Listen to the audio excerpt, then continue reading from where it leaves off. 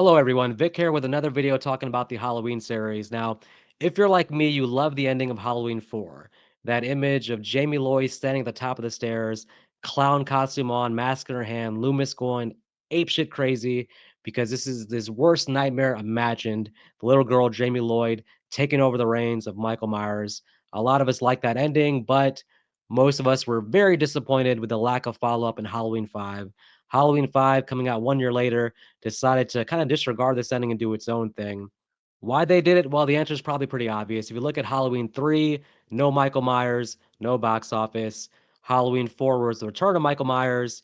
So it's like with part 5, you're kind of in a quandary where you're like, okay, the story suggests that Jamie Lloyd take over as the killer, but we still see Michael as the box office. He's the star of the franchise.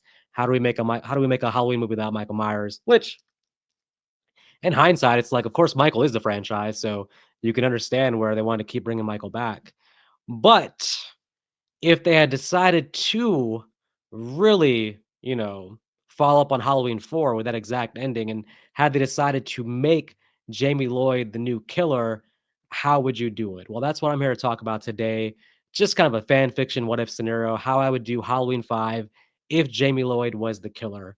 So, as we know, Jamie Lloyd was a little kid in part 4. Her uncle is Michael Myers. The ending suggests that Michael has given a transference of evil from himself now to Jamie Lloyd. She's wearing the same clown costume that Michael wore when he was a kid. She stabbed his mom. She stabbed her mom similar to how Michael had stabbed Judith Myers, his sister. So the curse of Thorn or whatever it is, seemingly has been passed on from Michael to Jamie. Now, how do you follow up with that? Well, the first thing, this is going to be kind of unpopular, but I think you have to do a time jump. I just don't see a scenario after Halloween 4 where the audience buys Daniel Harris specifically as a killer. There's something just super nice and innocent about Jamie Lloyd in Halloween 4, and I don't know if the audience would buy her actually going around killing people in that presentation. I mean, it's a tough sell. You could do it. I mean, after Home Alone, Macaulay Culkin was everybody's favorite child in America, and then he did the movie Good Son, which he played a killer and did a great job. So if Macaulay Culkin did in Good Son, maybe Daniel Harris can do it here with Halloween 5. But I think it's safer probably to do a time jump and have a new actress jump in and play Jamie Lloyd. I know that's unpopular. If Halloween 5 takes a while to come out, then if you give it a couple years, then you can do Daniel Harris doing it, but you probably need about you got probably gotta wait about 5, 6 years then for Halloween 5 to be made. I'm going with the idea that Halloween 5 still comes out the next year. So with that in mind, I'm doing a time jump, but I'm gonna tie into the story. Here's why. Michael Myers, of course, after he, took out Judith Myers, he was sent to a hospital, and we're gonna have the same thing happen here to Jamie Lloyd. Immediately following this, Loomis, having seen the evil of Michael Myers, taking no chances, immediately has Jamie Lloyd sent to the hospital as well, and he's also going to become her doctor. He's going to try to make right with her where he went wrong with Michael. So she's going to go away from Haddonfield to a hospital. Loomis is going to be like, trying to reach her, but she's still like part 5 is more quiet now. She's not talking. So that's we're gonna keep that characterization from part 5. So obviously, in the original Halloween, Michael Myers decided to escape when he was 21 years old to go to Haddonfield to take out his sister, Laurie Strode. Okay, he passed the powers on to Jamie. We're gonna repeat the same thing here. We're gonna cut to Jamie Lloyd as a 21-year-old. She's no longer in the hospital. She's moved to a town sort of near Haddonfield, but not quite in Haddonfield. A town, let's say, about a 2-hour drive. She's in college. She's trying to live a normal life. She's trying to put the past behind her. But she turns 21 months before Halloween, and the Halloween on her 21st, on her first Halloween as a 21-year-old, she starts to have these visions, these nightly visions, these dreams about Michael Myers taking out Judith Myers, a nightmare about Michael Myers taking out or actually going after Laurie Strode. We're having flashbacks here where she's having these dreams. We're having a flashback of Michael after Jamie as a kid. So something here where basically Michael posthumously because in my timeline here, Michael is actually dead, but that evil's still alive. This could be, the Thorn, whoever's setting this evil to Jamie, making her have visions, making her essentially lose her mind, and a switch flips. And as the clock turns midnight on Halloween, she's a new person. She no longer wants to fit in with a new thing, a new world. She, still very quiet, is now going to travel back to Haddonfield. Why? Well, of course, to kill her sister, just like Michael Myers did. And who's her sister? Rachel Carruthers. Now, Rachel Carruthers is still in Haddonfield. She's also moved on from the events of part four. She's living a normal life now. She's engaged. She has a fiance. We're gonna have her working. We're gonna have her managing the costume store. She's the manager of the costume store. Interesting enough, just to kind of tie it in. We're gonna replace Tina. Tina's no longer her best friend in part 5. Her best friend is gonna be Lindsay Wallace, the Lindsay Wallace from part 1, who we did see for a brief moment in part 4. So, if Halloween 4, if Jamie Lloyd was what, 8 years old, 9 years old? So I guess we are doing basically a 12, 13-year time jump. So Rachel Carruthers probably about 30 years old now, manager of the costume store. Um, has sort of lost touch with Jamie. She went to visit Jamie a lot initially, but it was recommended by Loomis that she move on with her life and forget about Jamie. So Rachel's pretty removed from Jamie's life now. And now, I mean, call this lazy, but we're gonna do almost like essentially a remake of the first one. We're gonna have Jamie Lloyd come back to town, very similar to Michael come back to town in part 1. We're gonna have overnight on Halloween when Rachel shows up to work as the manager of the costume store on Halloween morning, she finds out that somebody overnight had broken into the costume store, taken a mask, a couple of supplies. This sets Jamie on alert, or this sets Rachel on alert, but she's not quite worried yet. She's like, "Okay, that's pretty interesting. Someone broke in the costume store, but whatever." And then we're gonna have a murder. We're gonna have Jamie take out somebody.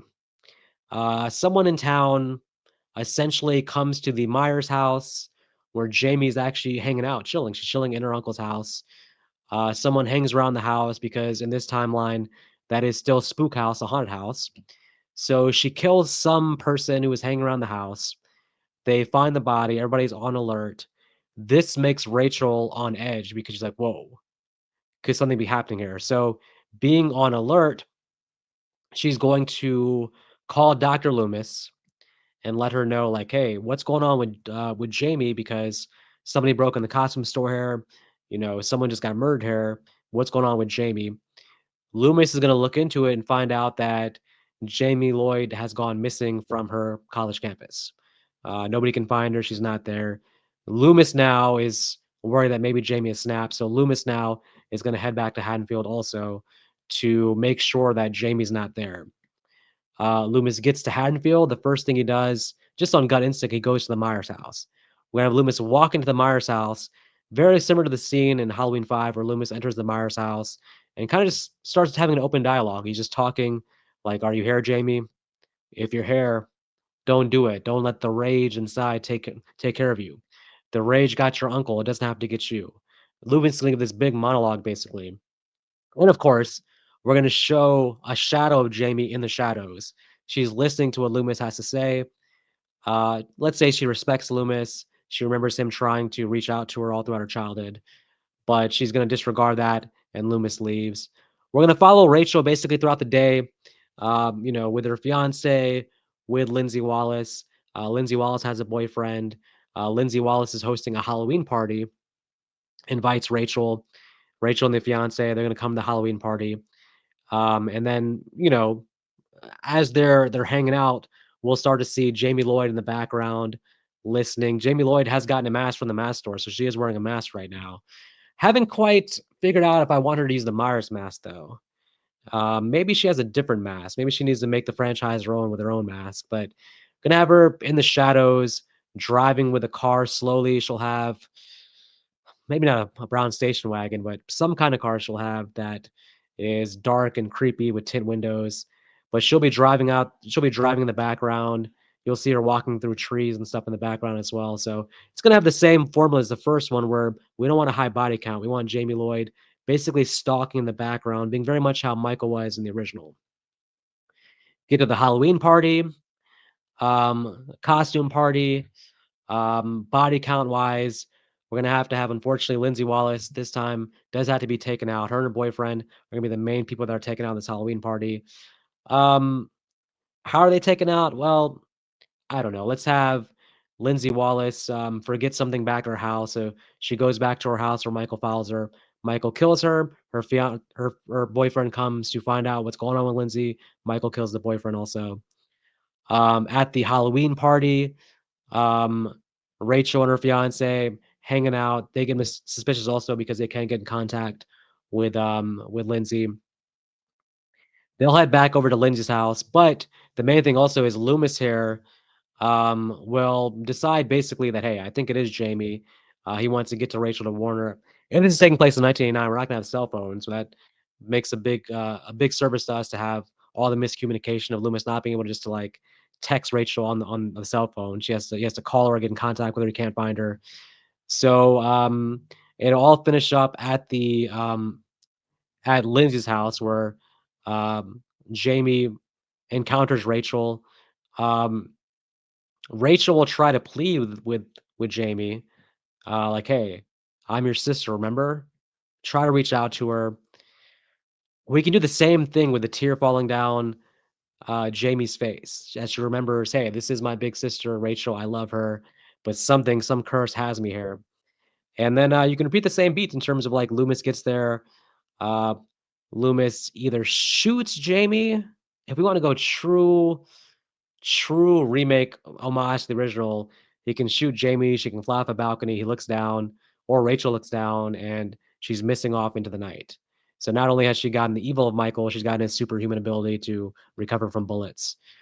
Because we want to think about the future of the franchise, we don't want Jamie to die here per se. We want her to be our new killer.